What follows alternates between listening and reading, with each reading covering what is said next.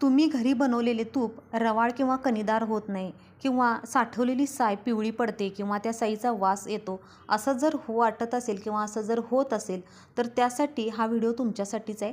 तर यामध्ये मी बऱ्याच अशा काही टिप्स सांगितलेल्या आहेत जेणेकरून तुमचं हे तूप अगदी रवाळ आणि असं कणीदार तूप नक्कीच होणार आणि साय देखील पिवळी अजिबात पडणार नाही. त्यासाठी मी काही टिप्स सांगितलेले आहेत, त्यामुळे व्हिडिओ शेवटपर्यंत नक्की बघा. चॅनेलवर जर नवीन असाल आणि माझा व्हिडिओ जर पहिल्यांदाच बघत असाल तर चॅनेलला नक्की सबस्क्राईब करा. शेजारचे बेल आयकॉन देखील प्रेस करा. अशा सिंपल रेसिपी तुम्हाला आपल्या चॅनेलवर बघायला मिळतील. तर इथं मी एक 10 ते 12 दिवसाची साय ही साठवून ठेवलेली होती फ्रीजमध्ये. आता ही 1-2 तास अगोदर मी बाहेर ही साय काढून ठेवलेली होती. आता तुम्ही बघू शकता की अगदी छान अशी आपली घट्ट ही साय झालेली आहे. अजिबात पिवळी वगैरे काही पडलेली नाही किंवा या साईचा वास देखील आपल्याला येत नाही. तर आता ही साय सगळी आपण एखाद्या मोठ्या भांड्यामध्ये काढून घेऊया. ज्या भांड्यामध्ये आपल्याला लोणी काढायचं आहे त्या भांड्यामध्ये आपण ही साय आपल्याला काढून घ्यायची. आता साय एका भांड्यामध्ये काढल्यानंतर आता यामध्ये आपल्याला पाणी थोडंसं घालायचं आहे. इथं मी ही लोणी बिटरने काढणार आहे, त्यामुळे अगदी झटपट हे लोणी आपलं 2 ते 3 मिनिटातच लोणी निघणार आहे. आपण इथं रवीचा वापर वगैरे काही करणार नाही. आपण बिटरने 1-2 ते 3 मिनिटातच हे लोणी आपल्याला काढून घ्यायचं आहे. तर अशा पद्धतीने हे मी लोणी काढलेलं आहे.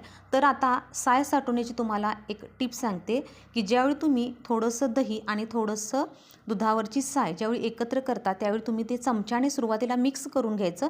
त्यानंतर तुम्ही ते फ्रीजमध्ये ठेवायचं आणि दुसऱ्या दिवसाची जर त्यावेळी तुम्ही साय जर त्यामध्ये टाकणार असाल तर काय करायचं, साय टाकल्यानंतर पुन्हा चमच्याने आपल्याला साय एकसारखी मिक्स करून घ्यायची आणि पुन्हा फ्रीजमध्ये आपल्याला ठेवून घ्यायचे आहे. तिसऱ्या दिवशी पुन्हा आपण साय टाकायची, पुन्हा छान असं मिक्स करायचं आणि पुन्हा साय ठेवून द्यायची. असं तुम्ही प्रत्येक म्हणजे रोज आपल्याला असं साय टाकून मिक्स करून घ्यायचं आहे. यामुळे काय होतं ना की आपली साय अजिबात अशी पिवळी पडत नाही आणि आपल्या साईला वास देखील आपल्या येत नाही.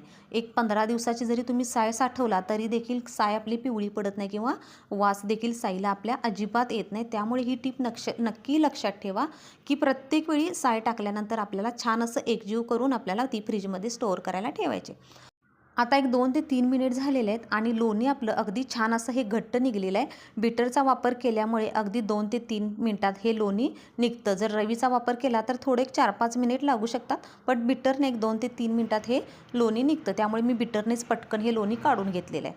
आता हे लोणी मी एका भांड्यामध्ये काढून घेतलेलं आहे आणि बिटरची जी पाती असतात त्याला देखील लागलेलं जे लोणी आहे हे देखील मी लोणी सगळं इथं या भांड्यामध्ये आपल्याला काढून घेणार आहे.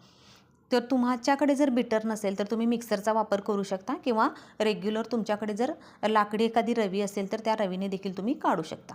आता या लोण्याचा आपल्याला तूप केल्यानंतर वास येऊ नये म्हणून हे लोणी आपल्याला 1-2 वेळा स्वच्छ पाण्याने आपल्याला धुवून घ्यायचं आहे. म्हणजे काय होतं ना, तूप कढवल्यानंतर ते तूप जास्त दिवस टिकून राहतं आणि तुपाचा आपल्या वास देखील कुबट वास येत नाही. म्हणून 2 वेळा एक लोणी हे स्वच्छ धुवून घ्यायचं आहे. आता यातील थोडंसं लोणी मी बाजूला वाटीमध्ये काढून घेणार आहे, कारण का लोणी भाकरीसोबत खायला खूप छान लागतं, म्हणून मी थोडंसं यातील लोणी भाकरीसोबत खाण्यासाठी साईडला काढून घेतलेलं आहे. आता हे भांडं मी गॅसवर ठेवलेलं आहे. आता यामध्ये मी फ्लेवरसाठी 1-2 लवंग घालून घेणार आहे, एक वेलची घालून घेतलेले फोडून घेतलेले आणि यामध्ये आता एक मी खाऊचं पान यामध्ये घालून घेणार आहे. या खाऊच्या पानाचा वास पूर्णपणे या तुपात उतरतो आणि तूप अगदी हे खायला ना असं खमंग लागतं. त्यामुळे जर तुम्ही कधी खाऊचं पान या लोण्यामध्ये वापरलं नसेल तर नक्कीच खाऊचं पान तुम्ही एकदा वापरून बघा. याच्यामुळे तुपाला अगदी चव अशी छान येते आणि तूप आपलं अगदी असं हे खमंग असं तूप आपलं तयार होतं आणि अजिबात आपल्या तुपाचा वास देखील येत नाही, कारण यामध्ये आपण लवंग वापरलेले, वेलदोडा वापरलेला आहे.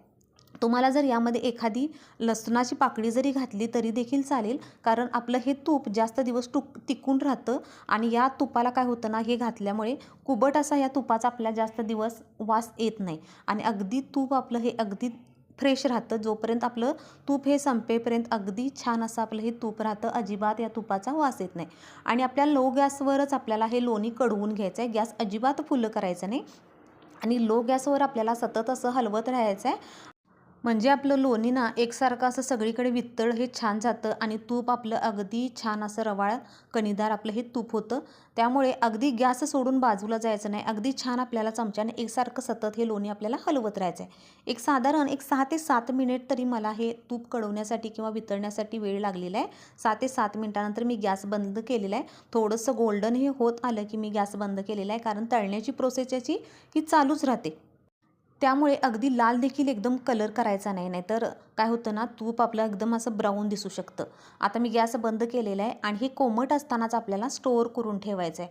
एखाद्या काचेच्या बरणीमध्ये आपल्याला किंवा तुम्ही स्टीलच्या एखाद्या डब्यामध्ये देखील स्टोअर करू शकता. इथं मी काचेच्या या बरणीमध्ये कोमट असतानाच हे तूप स्टोअर करून ठेवलेलं आहे. आणि आता कोमट असतानाच काय करायचं, याच्यावरती झाकण ठेवायचं आहे आपल्याला आणि हे तूप आपल्याला साईडला ठेवून द्यायचं आहे. झाकण कोमट असतानाच घालायचं, म्हणजे काय होतं ना, की तूप आपलं रवाळ असं तयार होतं. साधारण एक 2 ते 3 तासानंतर तुम्ही बघू शकता की याच्यावर रवाळ अशी कणी तयार व्हायला लागलेली आहे. एक 2 ते 3 तासातच असं हे तूप आपलं तयार झालेलं आहे.